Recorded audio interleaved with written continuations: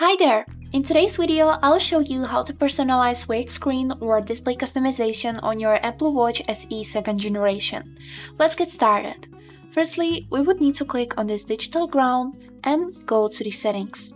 Then scroll down until you will see this tab which is named Display and Brightness. Go there and here is it. First thing that we can see right here is the brightness of the screen. If we will click on it and start rotating the digital crown, the brightness of our watch will change. Second thing that you can see is text size. If we will click on it, we can also change the size of text which is showing on our watch.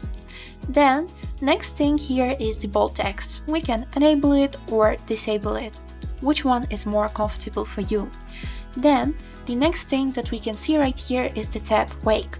Here you can enable or disable these functions as Wake Up on Wrist Raise or Wake Up Crown Up. And the last thing that we can see is Wake Duration. If we will click on it here, we are able to choose if we want to wake the screen for 15 seconds after we will tap on it or wake for 70 seconds. And that's it! I hope this video was helpful for you and thank you so much for watching.